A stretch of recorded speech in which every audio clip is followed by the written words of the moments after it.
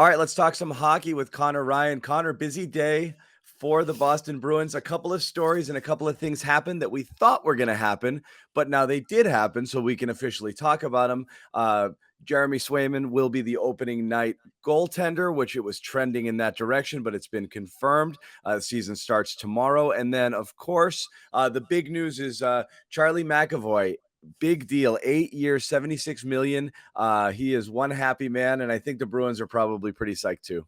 Yeah, absolutely. I think the biggest question mark with Charlie McAvoy, and we kind of knew this was in the pipeline for a while now. Kim Yeah, Neely pretty much spilled the beans about it before. So the yeah. only real question was what the payout was going to be for Charlie McAvoy. So you looked at what other franchise defensemen got on the market this year with Seth Jones getting 9.5 million, Zach Werenski around the same. And Charlie McAvoy is probably a better defenseman than both of those guys. So as much as the Bruins have had a pretty good track record over the years of retaining talent at or below market value, you have to imagine they were going to have to pay up in some respects. But all things considered, as staggering as it is to see that 9.5 million on a Bruins, cap sheet, I think it's well worth, the value you're getting in a guy like that, especially over the next couple of years. And exactly, it's an 8-year deal, and it's close to, but not absolutely top of market for potentially a top five guy who's going to be a top five guy for the life of the deal. And so this is going to be a bargain if McAvoy continues on his trajectory, or even if he's playing at the level he played last year for the duration of this, is money well spent, and a thing that they had to have locked up, and now they do. So that's obviously a good thing for Charlie. The other thing is in net here, Jeremy Swayman, the opening night goalie.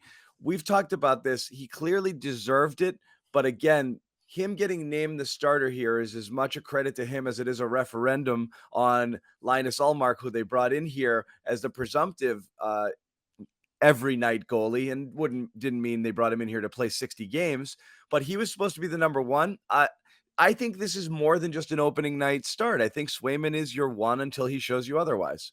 Yeah, Bruce Cassidy kind of mapped out that in October, especially, they really want to see how both these guys fare. But still, as you said, it's bit of an indictment and quite the statement from Jeremy Swayman in terms of just taking that opportunity and running with it. Because going into camp, I think we all expected that Omar was going to get that nod. Not only the fact that he's a veteran, they handed him a $20 million deal, but barring a situation where one goalie was going to be significantly better than the other, like let's say both of them had around the same production in net over these first three preseason games, it's going to fall to Olmark. The fact that Swayman, a rookie, superseded and kind of leapfrogged him on the depth chart over the span of just a couple of games, not what the Bruins, I think, mapped out in terms of going into this season. You'd like to, have Olmark show the promise as to why they thought he was a number one goalie, why they handed him a $20 million contract.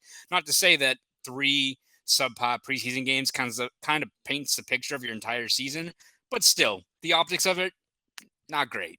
Yeah. So just to let everybody know at home, Connor's been busy all day. There's stuff on Boston Sports Journal you should go check out. If you haven't subscribed already, please do. On Jeremy Swayman, which Connor believes is the right call, as well as a write up on Charlie McAvoy as well. But Connor, you also have some season preview stuff as we head into Saturday, and you talked about 40 facts and figures, kind of get you ready for the season. Anything jump out to you, or any numbers or anything that you looked at when you were kind of trying to preview the upcoming season that made you think, hey, I like some stuff. I like some things about this team that, I maybe hadn't fully considered. Yeah, I think one thing that stood out to me just in terms of both the basic eye test and the underlying numbers is just how impactful I think a guy like Taylor Hall is going to be on this team. And Yeah. again, this is a reigning, this is a Hart Trophy winner, a guy who's won it just a couple of years ago. So to say that he's going to produce isn't really groundbreaking news, but I think when you look at what his role is, the fact that there's still some uncertainty on that second line with Charlie Coyle, I think as much as in years past it's been David Krejci being tasked with driving that line, you look at Taylor Hall and his ability to generate high danger chances. He led all NHL players last year in terms of high danger passes, which means those feeds you see that usually lead to some quality looks, whether it's cross slot, behind the net. You put a guy in Charlie Coyle next to him, and we've talked about this before. Charlie Coyle, when he played his best hockey as a Bruin, is when he didn't really hold on to the puck. It's, Charlie Coyle's a big dude. He can get down low and get Yeah. himself in grade A ice and have a good guy to set him up. He's going to bury some chances. And Marcus Johansson was a good player.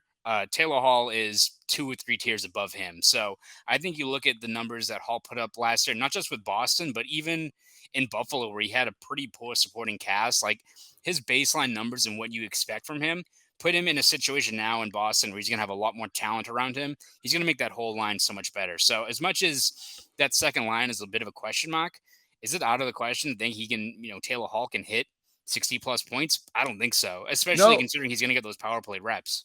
it's not, and that's the thing is, I don't think it's a thing. You're right. It doesn't seem like a bold prediction, but this is what happens when you bring in a player of Hall's pedigree. I mean, you're so used to this team being dominated and driven by the talent and the production of the first line, and then Krejci and the also ran second line when they would pop. It wouldn't be stunning if Taylor Hall is the team MVP this year. It wouldn't be stunning if he's the player that is in the mix for potential season MVP. You have no idea because his ceiling is so high and it's something they haven't had there. So yeah, that's a huge thing and something to be super excited about. Another thing I'm going to say, and I always say about this team, everything you see from the stuff they post, and again, I know it's coming from the team account and they're going to post happy moments and this and that. The camaraderie and the way how much these guys like each other is so evident in almost everything they do. You're down at practice, you see it every single day. They really do like each other and seem to want to fight for each other. And it seems like a lot of the new guys have just kind of fit right into that mold. They're like, and this is what probably locked Hall in here. In like a few weeks, he was like, "This place is freaking awesome. I want to be a Bruin. Like I like this." And it seems like a lot of the other newer guys are buying into it too. Yeah, absolutely. It's a testament to, I think, the culture that guys like Zdeno Chara and Patrice Bergeron have cultivated over the years. That even going back to Charlie Coyle when he first got here, like these players who are not on the Bruins, they either get traded here or they just hear from the various circles across the league. People are well aware of what they have brewing in the Bruins dressing room in terms of the culture they have. How Bergeron runs the room, how they don't view it in tiers of they don't even mention the word rookie in terms of how they deal with first year players. Like it's a culture of respect, including everyone, along the roster, whether you're a free agent pickup, a guy coming from Providence. And I think it's especially you look at in Taylor Hall's case where you had all these narratives about how he was kind of didn't fit in locker rooms or he was worried about being the guy. He doesn't have to worry about that here. Like granted, No. he's probably going to be a key player for this team, but he doesn't have that pressure on him. And it's not to say that all of it then falls on Bergeron, what have you. I think the way they kind of run the ship in Boston, it's all about buying in together, being part of one unit, and not only does it work on the ice, but as you said, off the ice, how Yeah, they appeal to other players around the league. it It's looks something. fun. Yeah, Yeah, exactly. It makes you want to join the Bruins, and which is a pretty good recruiting strategy. That's what Bergeron's done the last couple of years. So and seems to have worked out. it's great because you have it, top to bottom. You've got the leaders and the professionals, like you said, the Chara and the Bergeron, showing you how to be a professional and how to do it right. And then you got guys like Marshy who are just busting balls and being fun, and Pasternak, who can be a lunatic too, and just a lot of personality in there too. And you could tell like they dig it. So that's always something that kind of bodes well. We'll see how it meshes on the ice. Season starts Saturday. Again, follow everything Connor has to say.